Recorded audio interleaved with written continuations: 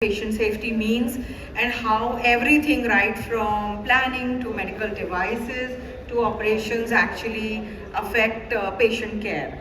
Um, So when I visited the Mayo Clinic, at Phoenix, it was one of the best learning experiences I think I had. And the only take home that I did, both from Rochester as well as from Phoenix, was this one statement, if you see, which is actually the base of all the Mayo Clinic work. 150 years with the Mecca of medicine has only one statement, and that statement, which was written almost 175, 150 years ago, was the best interest of the patient is the only interest to be considered, said by William Mayo. And I think this is something that as healthcare workers, all of us need to take home. The patient is the center of everything, what we do and what we deliver. I won't take much time because I know that there was a panel discussion and we don't have too much time, but we will cover, in the presentation, what is quality and patient safety, what impact it has on patient care, some practical tips for everybody to take home, and what are the key takeaways. So when we look at quality, quality-driven operations and achieving excellence. Quality and patient safety are the essential components of any hospital. And I would say that right from planning and inception, quality doesn't come in the end. Many times we feel that once we build buildings, once we get the medical equipment, once we put everything in place, फिर quality manager को appoint करो और फिर quality चालू करो. It doesn't work like that. It has to be right from the planning stage. And I've been a part, now 33 years in the industry, have been a part of planning, execution and medical equipment procurement teams for almost more than 3 decades. I have with some of the large hospitals and also some of them who are JCI accredited. And mind you, when it started from the vision of the promoter itself, it played, and it was much easier to get quality-driven organizations because it is in the DNA of the institute itself. So what is quality and what is patient safety and what impact does it have? How hazardous is healthcare, do we all think? Do we all know how hazardous can healthcare be? So when you get admitted in a hospital, how dangerous is it? Is it more dangerous than bungee jumping, or is it more dangerous than just flying a normal airline? Or is it safe, do you think? कि अरे hospital में जाएंगे, operation scheduled है, everything will go fine, मैं बाहर आऊँगा, ठीक हो जाऊँगा, घर जाऊँगा. So where is the statistics? If you look at this slide, it appalled me also when I saw it for the first time. And if you look at it, where healthcare stands in terms of hazardous work, it is almost the top of the line. More than 1 lakh, lives lost per year, with the number of encounters that are there. And it is way above driving, it is way above, chemical manufacturing, it is way, more dangerous than even mountain climbing. So when a patient gets admitted, that's what actually he undergoes. If you look at what are the top 5 contributors of medical errors and adverse events that happen in a hospital, surgery, surgical events, wrong site, wrong patient, wrong diagnosis, that is one of the key things to cause 20% of the contributors. Medication errors and medical errors, these again 14 and 16%. Patient falls and nosocomial infections also contribute to almost 8 to 10% of medical errors. And how can we prevent that? Obviously the first 3, if you look at it, definitely having robust operational systems and a quality culture will prevent it. But it is surprising that the last 2, which are also one of the most important, patient falls are one of the most important and one of the largest amount of reported incidents in any kind of a hospital or a healthcare institute. And how do we as an industry play a role? I think that everybody, right from interior designers to architects to what material we use, anti-skid floorings, having grab bars in toilets, making them more disabled friendly, having ramps in hospitals, all these things actually, can prevent patient falls to a very, very large degree. Here, I know we have manufacturers of hospital furniture as well, and I've seen, opposite there is a stall of Serene Surgical with all the autoclaves and all that. We've seen hazards across many medical equipment, and actually one can really avoid adverse events by proper planning and by having the right medical equipment in place. Nosocomial infections also, which is the hospital acquired infections, and if we think that that is only can be prevented by hand washing, yes, hand washing does play a very important role. And post COVID, I think even though I know bhaji wala se leke doodh wala, everybody's understood the importance of hand washing, which we've been harping for the last 3 decades in the industry. But not just that, I think nosocomial infections can also be prevented by using a lot of, the paints that people use, antibacterial paints. When you are planning and designing a healthcare institute, the material that you use is also very key. And I think as an industry, you should also pressurize the promoters, enlighten them, make them aware, if you all are consultants, if you all are players, that these are all things that can actually help you to even reset your operations and help you in managing the operations. So what is the impact on patient care? The lack of importance and culture of quality and patient safety has known to lead to many untoward incidents, and I mentioned some of them earlier. Some of them are patient falls. It's interesting because even absconding patients, we have seen patients suicides happening, and there is causation of burns and accidents due to non-maintained faulty medical devices. Now recently in one of our healthcare groups, there is also a voluntary adverse event form that is being sent by one of the esteemed colleagues, where patients can also fill an adverse event form for medical devices. Now, as a device manufacturing firm, you guys also need to be aware that such things will come, where the pressure will come not just from the regulatory agencies, but also from the consumer himself, which is the patient, And fire hazards due to flaunting of fire norms and compliances, a large number of medical and surgical errors, right from wrong patient, wrong site, wrong surgery, wrong medication, adverse drugs, LASA, which is look-alike, sound-alike drugs. So quality creates a high impact organization which minimizes patient risk and provides safe environments, and it is all of us to own that. If you look, some of the quick examples that we had from case studies, which have been done abroad as well as in India, a good organization with good safety practices, patient safety and quality practices is known to reduce the average length of stay. It has also seen that the number of bed sores also decreases because the nursing staff monitors this. It is documented, incidents are reported, and this helps the patient recovery. The nosocomial infection rate has also gone down because not just by operations, but also by using the right chemicals, by using the right methodologies, by cleaning the right equipments as well as the medical furniture. If we see the medical,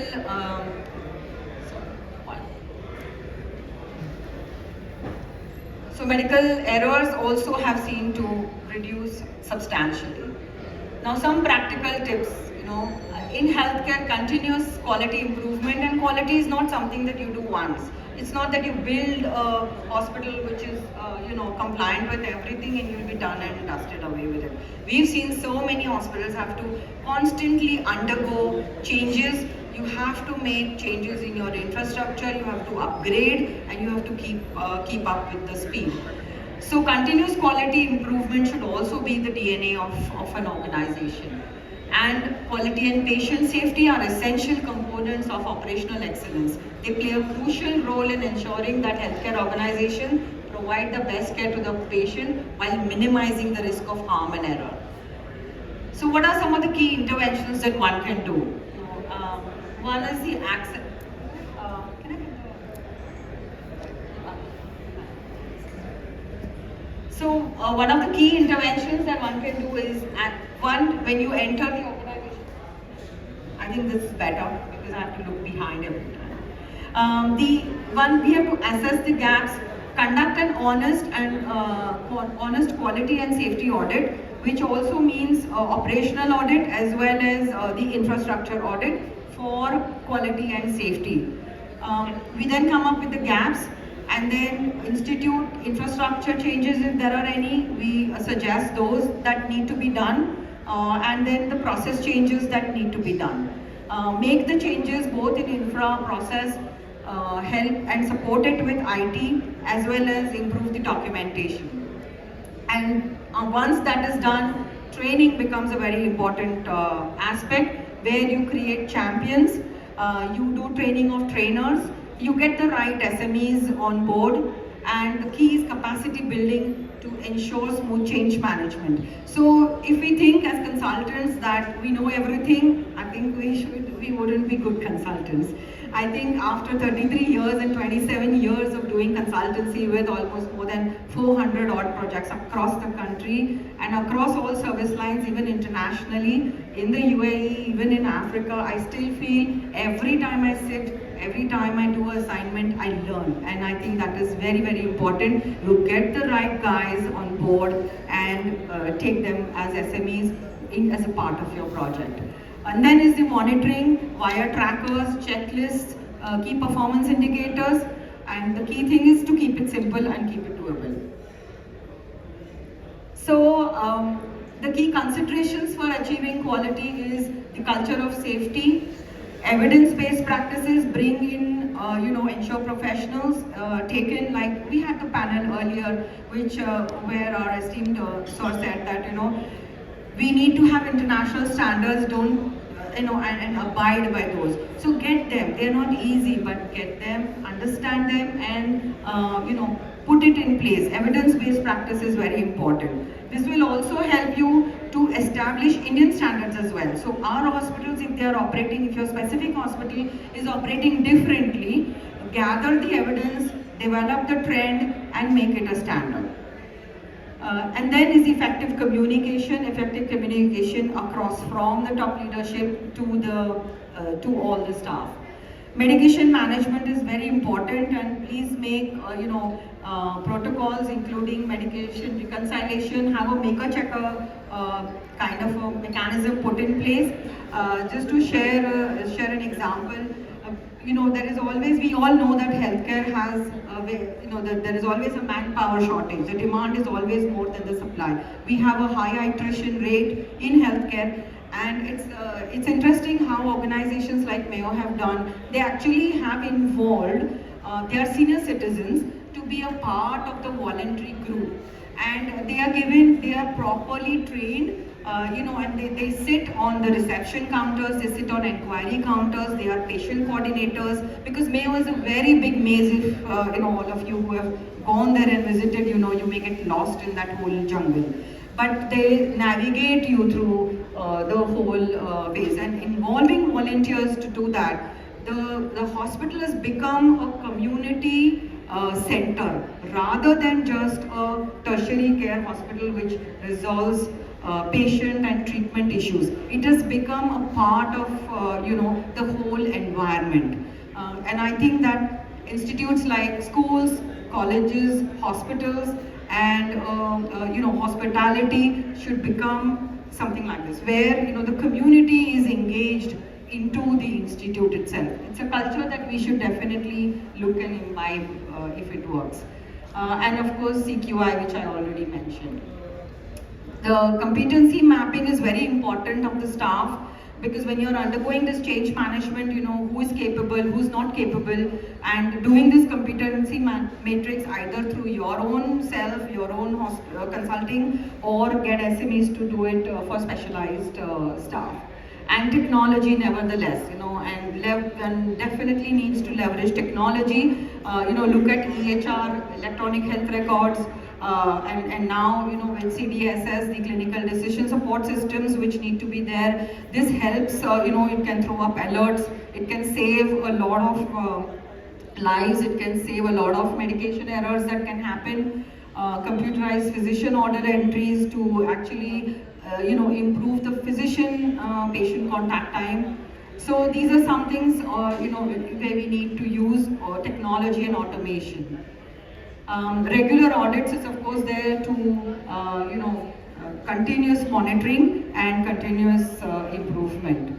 And nothing works without collaboration and partnerships. You know, collaborate with NGOs, which our hospitals, many of them do not do as of now. You know, you can definitely collaborate with so many other, and it's interesting that our public hospitals actually do that. You know, so they have a large amount of collaborations and partnerships, which actually help to better patient care. I think the private sector needs to learn. Don't shoot me after this, but we need to do that.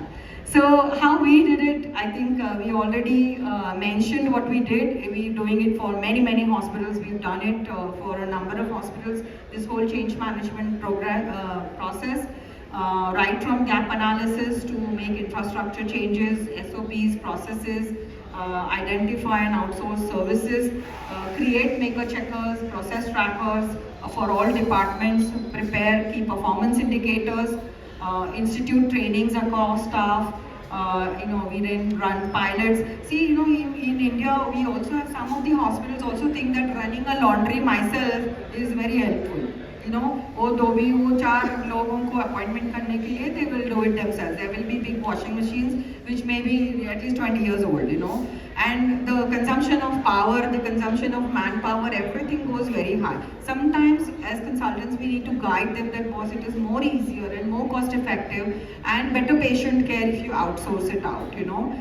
And this is a guidance that we need to give in terms of outsourced services also. Unfortunately, awareness is something that, you know, as an industry, we need to create.